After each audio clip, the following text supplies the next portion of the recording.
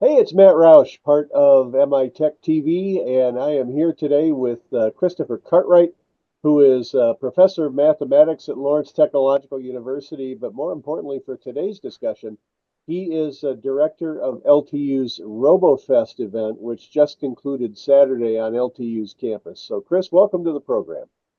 Hi, Hi, Matt. Thanks for having me on the program. Oh, sure. Listen, I just wanted to ask you, first of all, let's start with people who aren't familiar with it. And if you aren't and you're involved in education or, child development, youth development of tech skills and STEM skills, you should check out robofest.net. But first of all, let's tell people what Robofest is. So, Robofest is an autonomous robotics competition. It's been around for 26 years. We have a junior division that's for 5th through 8th grade students. We have a senior division that's for 9th through 12th grade students. And again, the autonomous means that basically the students need to program the robots to do certain tasks. We have like different competition categories, but we want the students to basically build, design and build their robots and also program the robots to do certain things. Yeah, and unlike some of the other robot competitions, these are small and more importantly, affordable robots, correct? Correct, yes. Our most popular robots are Lego robots. We also use EV3 robots. I mean, in fact, we have a size limitation. So, for instance, for certain competition categories, the robots can't be bigger than like 35 by 35 centimeters. So, Okay, yeah, these are that's in general about a very foot. small robots. Yeah, and that's like a foot and a few extra inches by a foot and a few extra inches for people who it might not do metric. Um, and I also wanted to emphasize these robots are controlled only by software, which is how robots operate in the real world in industrial applications, right? There's no joysticks involved. That's correct. We do not allow remote controls in our competitions. So Okay. basically, once the students, press go on the robot, it's all hands off. The robot, has to do any whatever it's been programmed to do. Hmm.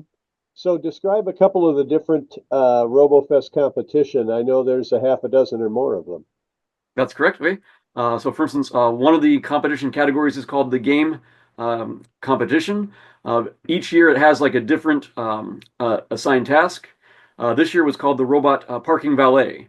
So, for instance, the robot had to like retrieve a medal that represented keys. It had to like move boxes around that represented cars. It had to like park cars, move a car from one parking spot to another spot, and it had to do all these tasks within 2 minutes. It had a 2 minute time limit. Wow. And the competition field, quote unquote, is a 6 foot table, right? Like a table that you take to a picnic. That is correct. So one of the things we try and do is to keep the cost down as much as possible. You can reuse the 6 foot field from year to year. So it's the same 6 foot table from year to year, and you can reuse the same robot kit. You just have to modify it for different tasks. Um, Let me leap in and ask a couple questions. The proof of whether something works or not is the end result. And so what I'm driving at is after what a quarter of a century of doing this, are you able to track the success of these students as they go into the workplace and what they're doing and that sort of thing? well, unfortunately, way back when we started, we didn't collect, for instance, we only had information like we didn't have like student emails. So unfortunately, we lost some of that information. So we've not been tracking for the entire time. But we're basically sort of like a mom and pop shop. I mean, basically, there's me as executive director. There's an assistant director, Shannon Polonis. There's a technical director, Elmer Santos. And then we have one other part-time staff and some volunteers and student assistants. So unfortunately, we're a bit light on the labor force. So How unfortunately, many tracking is not something we've been able to do in the past as much. But one of the things that you do is part of what the students are competing for in RoboFest, besides recognition and trophies and all that fun stuff, is that the last few years we've been offering pretty substantial scholarships to LTU to RoboFest participants, right? And you have had a few takers on that, I understand. Yes, I believe so. Like this current academic year, we had five students that again won. Basically the top like first, second, third place teams win like $10,000 to $15,000 scholarship to LTU, and we had five of those student winners that came and attended LTU this prior academic year. And Okay. again, we gave out several scholarships or potential scholarships. We had our main World Championship event this past weekend, May 15th through 17th. And so we hope that some of those scholarship winners will attend LTU next fall. And where do these students come from, the students at Robofest? I'm always intrigued at how someone in Hong Kong or Macau hears about Robofest. What was the genesis of that? Well, a lot of the connections actually is through our founder and director, our previous director, Dr. CJ Chung. Many of them, like for some of his foreign students, who basically, again, they attended Lawrence Tech and then they took the competitions to their categories. But some of it has just been through like word of mouth. We've recently had, again, lots of participation from Ghana and Nigeria, Ethiopia. So we've had African countries come and actually do very well. I think a team from Ghana even won like first place a couple years ago. We've also had countries, for instance, trying to remember Egypt and Jordan. Again, some of the Middle Eastern countries have been participating also recently. And so I think we're up to about 20 different countries now. Yeah, that was what I heard about Saturday was that there were over 700 students from 22 countries that were competing Hmm. here at Lawrence Tech. So I'm sure the Southfield hotel industry was pretty happy about that. Yes, we filled the bleachers in our gym with all the competitors and their, of course, and their support. The parents and coaches and the students. Yeah. And it's a fun atmosphere too. It's you could hear people cheering and clapping and groaning and that kind of thing as the robots perform or don't, as the case may be. Yeah, Uh, so go ahead. go ahead, Mike.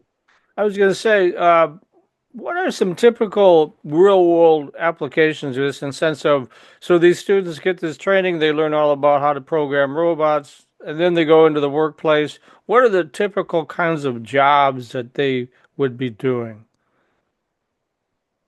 Well, for instance, some of our competition categories actually are very like specific to different disciplines. We have like a new RoboMed category. So for there again, all the robots need to have some type of like medicine or medical application.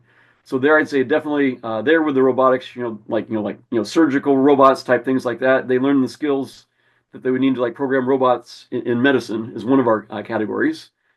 We also have an exhibition category that's open-ended where they can basically design any type of robot that they want to solve any type of problem. And there we've seen lots of creative ideas. Again, lots of students come up with ideas, trying to solve problems. For instance, like with climate change, we've seen robots, for instance, that will try and like like automate tasks like with water, with ecosystem kind of development. Um, Yeah, that was one of the fun ones that I remember from a couple of years ago from the exhibition category, and that was something I wanted to make sure we mentioned here, is that it's an open, entirely open competition. You can dream up any task in the world that you can think of that a small robot could do, and then program a robot to accomplish that task. And one of the ones I remember seeing from a few years ago was where a robot would go over a plot of essentially a tray of dirt and measure soil moisture, and if the soil was dry, it would apply some water. And that's very much a real world application because there's a lot of farm robots and unmanned, uncrewed tractors these days that are working on farms to apply both irrigation and fertilizer. So I thought that was a really interesting example. That just remind me, one of the specific skills that students will learn is all of RoboFest type categories require the use of sensors. For instance, the robots can't do anything unless they have data to process. So we have various different types of sensors that the students learn how to use. And those types of sensors can involve various, types of, we have like ultrasonic sensors that help measure distances. They have like color sensors that measure, like amount of light. And Yeah, I noticed in the parking competition here, the valet competition, some of the boxes were black and some of the boxes were white, and you wanted to move some but not others, and so the robot had to be able to figure out which one's black and which one's white, right? So that's computer vision. yes. Yeah. Which reminds me, I guess, of our most advanced competition is called the Vision Centric Challenge. So that one specifically requires computer vision, and that task is basically open to senior levels students, ninth through 12th grade. Okay. So, what do you think is ahead for RoboFest? How do you think it will evolve? How are you taking AI into consideration for the future of RoboFest? Because I know There's a lot of talk these days about how there won't be a need for as many coders because AI is going to do that for us. But how do you think RoboFest will adjust to that? Well, again, we're encouraging the use of AI, for instance, in our exhibition projects. So we've had actually several, a lot of the exhibition projects, I'd say this year, did incorporate the use of AI.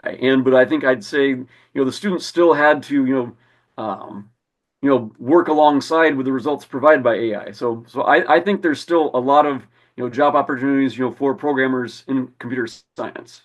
Okay. So when does the next competition season start? So we'll announce like the rules for the game competition like September, October, especially for international teams that need more time to be able to have their competitions so they can plan travel plans. And then typically practice is like November through February, and then we have qualifying events March and April, and then we'll have our World Championship events next May. Yeah, you get to the World Championship at Lawrence Tech by winning regional competitions, right?